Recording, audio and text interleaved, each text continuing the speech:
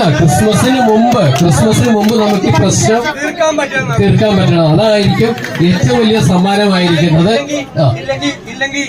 ഞങ്ങൾക്ക് ക്രിസ്മസിന് മുമ്പ് പരമാവധി പരിശ്രമിക്കാം. അച്ഛൻ പറഞ്ഞ പോലെ ക്രിസ്മസ് സമ്മാനമായിട്ട് നിങ്ങൾക്ക് ഇത് കിട്ടണം.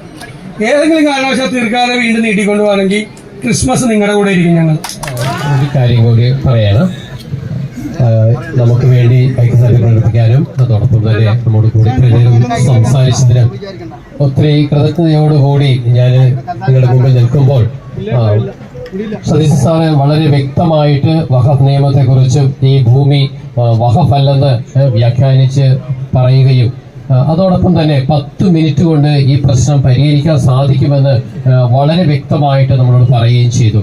നമുക്കറിയാം 51 ദിവസങ്ങളായി സാർ തന്നെ പറഞ്ഞു, ഓരോ ദിവസവും ഇത് മുന്നോട്ട് പോകുന്നതോറും ഭിന്നിപ്പ് കൂടുകയുള്ളൂ. അതെങ്കിൽ മതങ്ങൾ തമ്മിൽ, സമൂഹങ്ങൾ തമ്മിൽ പ്രശ്നങ്ങൾ ഏറെ വർദ്ധിക്കാൻ സാധ്യതകളുണ്ട്. അതിൽ ഇപ്പോൾ മുഖ്യമന്ത്രി പറഞ്ഞിരിക്കുന്ന കമ്മീഷൻ 3 മാസം 90 ദിവസങ്ങളാണ് എടുത്തിരിക്കുന്നത്. ആ 90 ദിവസം എടുക്കാൻ പോകെ. അപ്പോൾ ഓൺലൈൻ മീറ്റിംഗിൽ ഞാൻ ആവശ്യപ്പെട്ടൊരു കാര്യം, ഇത് ക്രിസ്മസിന് മുമ്പെങ്കിലും തീർക്കുകയാണെങ്കിൽ ഞങ്ങൾക്ക് വലിയൊരു സമ്മാനമായിരിക്കുമെന്ന്. അപ്പോൾ ഇവിടെയും ഞാൻ പ്രതിപക്ഷ നേതാവോട് ആവശ്യപ്പെടുന്നത് ഇതന്നെയാണ്. 10 മിനിറ്റ് സൊല്യൂഷൻ ഒരു 10 ദിവസം എടുത്തെങ്കിലും ഈ ക്രിസ്മസിന് മുമ്പ് ഈ പ്രശ്നം പരിഹരിക്കാൻ സാധിക്കുമെങ്കിൽ അത് വലിയൊരു സമ്മാനമായിരിക്കും ഈ കടപ്പുറം നിവാസികൾക്ക്. അതിനുവേണ്ടി ശ്രമിക്കണമെന്ന് സ്നേഹത്തോടുകൂടി അഭ്യർത്ഥിക്കുകയാണ്. ഇവിടെ വന്ന എല്ലാ MLAസിനും MP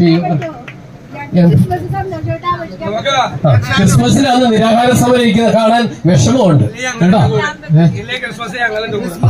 അല്ല, ക്രിസ്മസിന് മുമ്പ് നമുക്ക് ഈ പ്രശ്നം തീർക്കാൻ പറ്റണം. അതായിരിക്കും ഏറ്റവും വലിയ സമ്മാനമായിരിക്കുന്നത്.